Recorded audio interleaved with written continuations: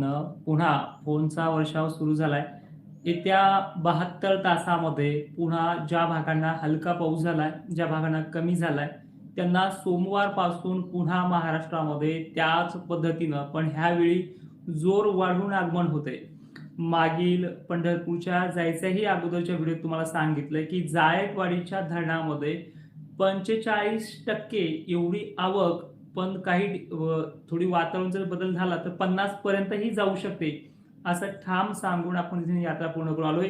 आणि विठुरायांनी ती मागणी देखील पूर्ण केली. आज जायकवाडीमध्ये 88,935 क्युसेसने पाणी सोडलं जातंय. एवढा भयंकर पाऊस नाशिक क्षेत्रामध्ये झालाय. आता पुढे ही परिस्थिती कशी जाईल हे देखील आपण थोडक्यात बघूयात. आजच्या 24 जुलैला, 25 जुलैला आणि 26 जुलैपासून काय आगमन होते याकडे लक्ष देऊया.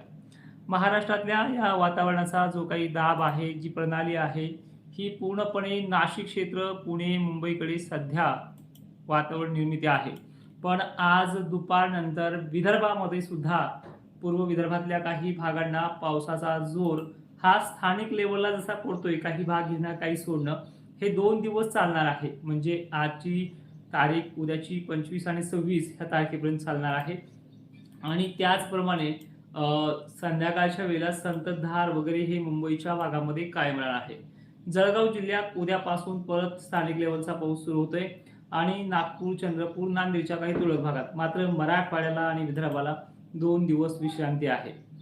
त्यानंतर रविवारपासून बुलढाणा, जालना, नांदेड, परभणी, लातूर इथे सुद्धा जो 2 दिवस विश्रांती घेतली, की इथे सुद्धा स्थानिक वातावरणासारखा पाऊस थोडा वाढ होणार आहे. जे 50 ते 60% ची व्याप्ती घेऊन एक स्थानिक लेव्हलला. पण याच्यामध्ये वारे असल्यामुळे हे जे काही 2 दिवस आहे रविवारपर्यंतचे, इथे कमी प्रमाणात राहील, कुठे मोठे जास्त राहील. नाशिक वगैरे भागातला जोर जो आहे तो कधी कमी तर कुठे जास्त प्रमाणामध्ये टिकून राहणार आहे. त्यानंतर आपण जे 72 तासामध्ये म्हणजे उद्यापासून 3 दिवसामध्ये यात जळगावचा समावेश सुरुवात होणार आहे.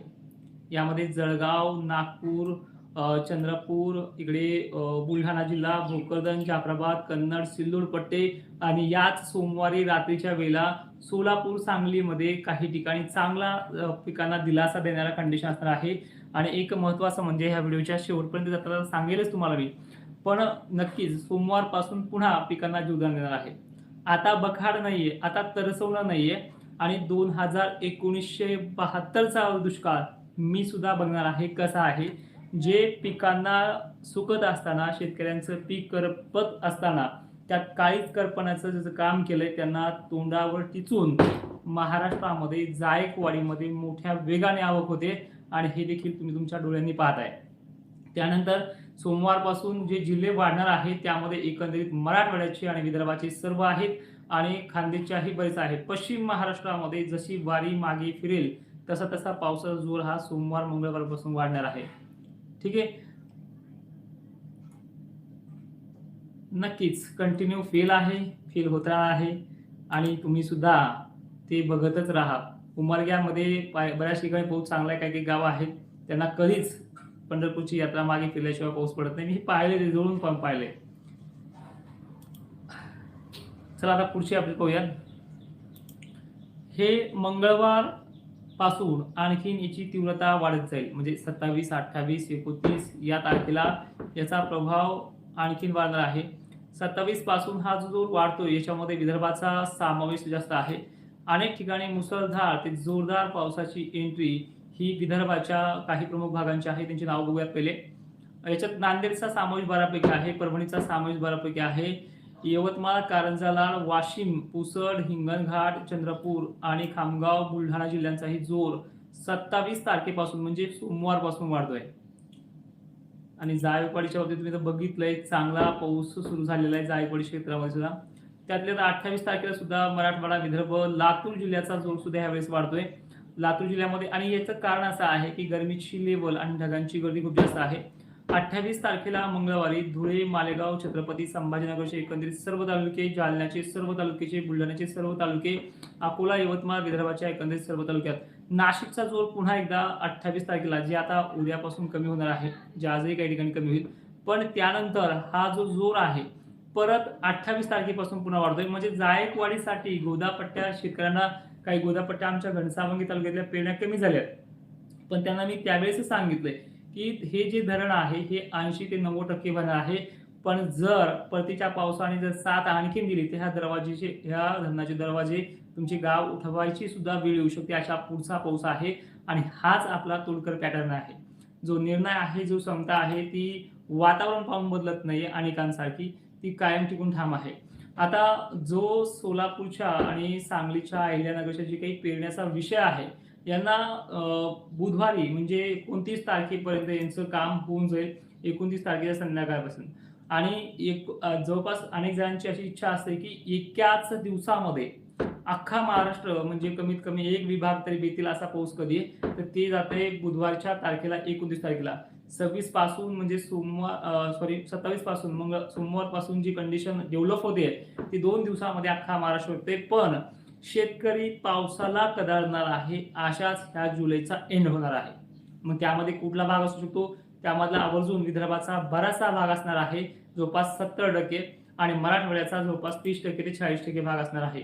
आणि एक लो प्रेशर परत बंगालच्या उपसागरातनं डेव्हलप झालं, की पाऊस जर ह्या डेव्हलपमेंट जर सरकलं दक्षिण महाराष्ट्राकडे, आपल्या मराठवाड्याकडे, महाराष्ट्राकडे, तर पाऊस 10 ऑगस्टपर्यंतही उघडत नाहीये. ही 3 दिवसाची ज्यांना पाऊस बरा झालाय, खूप झालाय, अशा शेतकऱ्यांना फक्त आणि फक्त रविवारपर्यंत चान्स आहे शेतीचे कामे करून घ्यायला. ज्यांना पाऊस चांगला असेल, खत पाणी, औषध फवारणी वगैरे. पण तुम्हाला नंतर चान्स मिळणार नाहीये. जसं जसं 29 तारीख ओलांडेल तसा तसा पाऊस हा व्याप्तीसह महाराष्ट्रात प्रवेश करणार आहे. धुळ्याचा आणि खान्देशचा दुष्काळी पाण्याचा प्रश्न हा याच महिन्यात मिटणार आहे. ह्या जुलै महिन्याच्या ह्या तारखे शेवटपर्यंत मिटणार आहे. मी तुम्हाला मागच्या वेळेस सांगितले 1-2 दिवस फरक पडेल आपल्या शब्दामध्ये, पण ते होणारच आहे. त्यानंतर विदर्भ, मराठवाड्याला यंदा दुष्काळ नाहीये. खान्देशचाही समावेश दुष्काळाच्या बाबतीत नाहीये. दक्षिण महाराष्ट्राला कालावधी घेतोय हे नक्की आहे, पण यांना सुद्धा पुढील काळामध्ये दुष्काळ राहणार नाहीये. जाता जाता अख्खा जुलै महिना कसा राहील ह्याकडे फोकस करूयात. मित्रांनो, हा जो पाऊस आहे सध्या चालू आहे, 25 तारखेला चांगली उघडीप मिळते, 26 लाही उघडीप मिळू शकते अनेक भागांना, पण ती मराठवाडा, विदर्भाला पाहिजे तशी नाहीये. त्यांचं आगमन जसा सोमवार टाकण्यास बाबतीत एक नंबर राहील आणि तिथून पुढे जर लागोपाठ कंडिशन राहिली तर जवळपास 7 जुलैपर्यंत सुट्टी राहणार नाही महाराष्ट्रामध्ये. आणि याच काळामध्ये विहिरीच्या पाण्याचा प्रश्न मिटायला सुरुवात देखील होईल. आणि याच्यामध्ये असं आहे की जर इथे 7 ऑगस्टपर्यंत राहिलं आणि पुढच्या भागामध्ये मिळायला बघता फक्त 10 दिवसाची मिळू शकते पुढे 7-8 ऑगस्टच्या नंतर.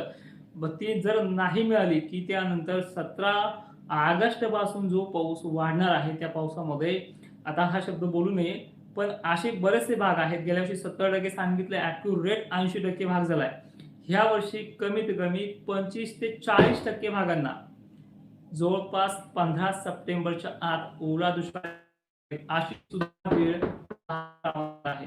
जाता जाता आता पुन्हा एकदा सांगेल की नाशिककरांवर तुमचा जोर ओसरलेला आहे. पुन्हा 5-7 दिवसांनी तो वाढेल सुद्धा. पुन्हा तो नंतर सुद्धा 4-5 दिवसात तुमची पावसाची जी काही प्रणाली आहे पूर्ण आहे. नाशिकच्या एकाही भागामध्ये असं राहिलं नाहीये की त्यांना दुष्काळ भासतोय म्हणून. नाशिकचे येवला, निफाड वगैरे सगळ्या भागांचे व्हिडिओ झालेत.